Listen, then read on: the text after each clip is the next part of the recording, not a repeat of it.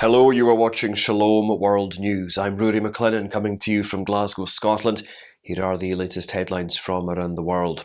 Pope Francis arrived in the Mongolian capital of Ulaanbaatar on Friday for his 43rd International Apostolic Visit. At the Chinggis Khan International Airport, the Pope was welcomed by Charge d'Affaires at Mongolia's Apostolic Nunciature, Monsignor Fernando Duarte Barros Reis, and Mongolian envoy to the Vatican, Davasuren Gerelma. During the brief welcome ceremony at the airport, a Mongolian woman dressed in traditional attire offered the Holy Father a cup of boiled yogurt, common in the nomadic culture of the country. On Saturday morning, the Holy Father begins his formal meetings and events.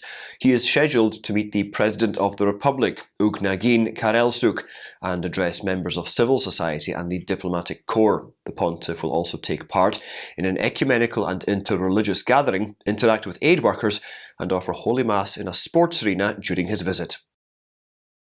Pope Francis sent a telegram to Chinese President Xi Jinping, invoking blessings of unity and peace for the country. The telegram was sent when the flight carrying the Holy Father to Mongolia entered Chinese airspace. Despite agreements China has with the Holy See, relations between the two countries are difficult. While Pope Francis is in Mongolia, the Chinese Communist Party will begin enforcing new regulations on the 1st of September that will prohibit the outdoor display of religious symbols, require sermons to reflect core socialist values, and restrict all religious activities to locations that have been authorized by the government. Chinese restrictions on religious freedom are set to affect Christians and Buddhists. After his apostolic visit to Mongolia, the Holy Father will be meeting the head of the Ukrainian Greek Catholic Church at the Vatican. Major Archbishop Sviatoslav Shevchuk of Kiev will meet the Pope on September the 6th. He will be in Rome to take part in the plenary session of the Synod of the Greek Catholic Church from September the 3rd to the 13th. It is taking place at the Ukrainian School of St. Josaphat under the theme Pastoral Accompaniment and the Healing of War Wounds. After meeting Pope Francis, the Major Archbishop will offer the Divine Hierarchical Liturgy in St. Peter's Basilica. The Synod coincides with the 400th anniversary of the martyrdom of St. Josaphat and will be attended by Greek Catholic prelates from around the globe. In Florida, Hurricane Idalia left a trail of destruction after it made landfall on Wednesday. The hurricane caused massive flooding and winds of up to 125 miles an hour, uprooting trees and power poles, leaving thousands without electricity.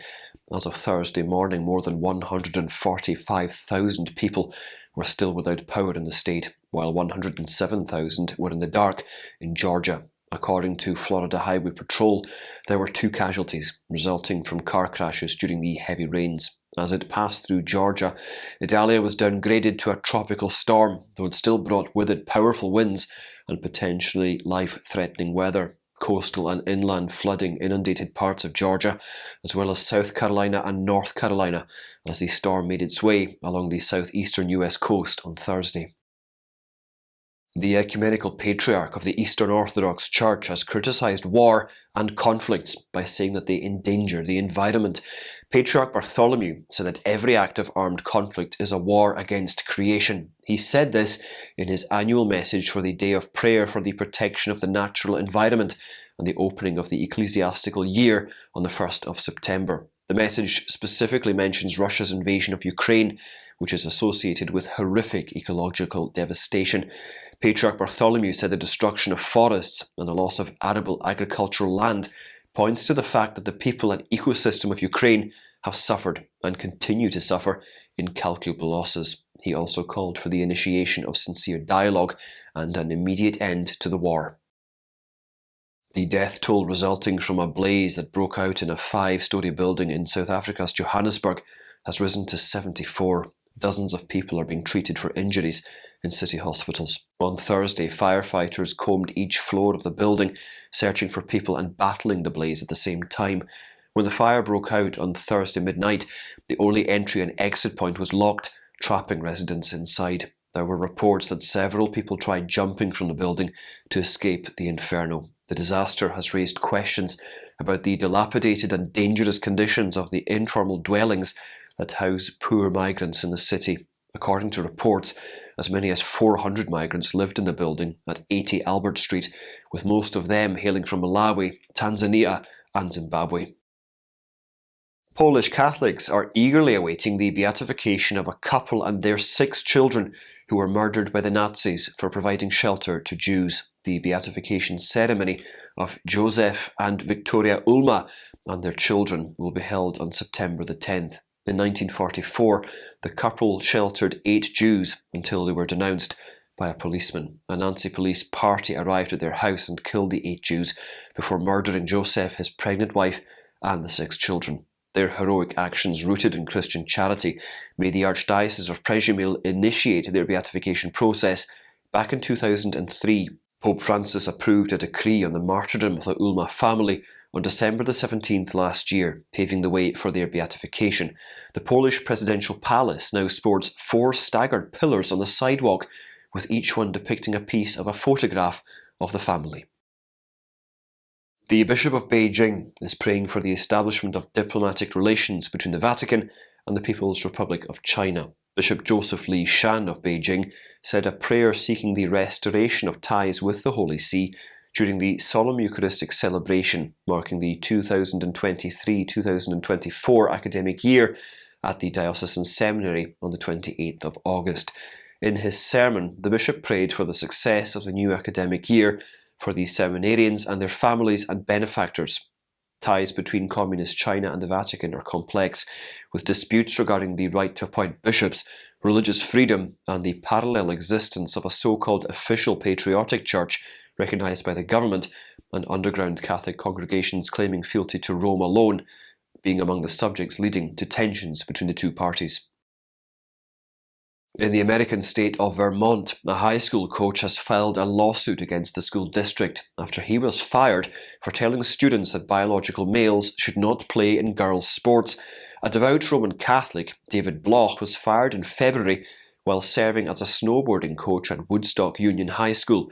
He made the comment when the Woodstock Union was about to compete against a snowboarding team in which one of the players was a male identifying as female. In the lawsuit, Bloch said males and females have different DNA, with biological differences generally giving males competitive advantages in athletic events. The lawsuit was filed in the US District Court in Vermont, and the hearing is scheduled for September the 25th. The former coach is being represented by the Alliance Defending Religious Freedom, and it has successfully argued similar cases before the US Supreme Court. The arm of St. Jude will be touring the United States beginning in September. The relic is coming to America for a 9-month tour, with its first stop scheduled at St. John Cantius Church in Chicago on the 9th of September. This is the first time the major relic of St. Jude has left Italy. The relic will be hosted in various churches, schools and prisons across different states until May 2024. Treasures of the Church said in its press release that the Catholic tradition of relic veneration is not worship, but a way to honour and draw near to the saints and to petition for the prayers of those who are with God. A historically significant chapel dating back centuries has been discovered in the Turkish metropolis of Istanbul. Archaeologists discovered the structure while conducting excavations in Bahçeler. It resembles a grotto from a distance and is being called one of the forgotten historical points of the city. There are now workplaces and a school near the structure. Experts are studying the structure in order to unravel the mystery behind its origins and builders. Some say it could have been built by the Greek Orthodox believers who once had a settlement there during the days of the Ottoman Empire. Amnesty International said that the 1-year anniversary of a damning United Nations report in Xinjiang serves as a stark reminder of the need to hold China accountable for crimes against humanity. The United Nations Office of the High Commissioner for Human Rights published its assessment of the human rights situation in the Xinjiang Uyghur Autonomous Region on the 31st of August 2022. The report concluded that the Chinese government's abuses against Uyghurs and Muslim minorities, such as torture and mass detention in internment camps, may constitute crimes against humanity. Amnesty International Deputy Director for China, Sarah Brooks, said the international community has shied away from the kind of resolute steps needed to advance justice, truth, and compensation for victims. And those are your latest headlines. Do join us again next time for more, and do be sure to visit swnews.org for more updates. Shalom.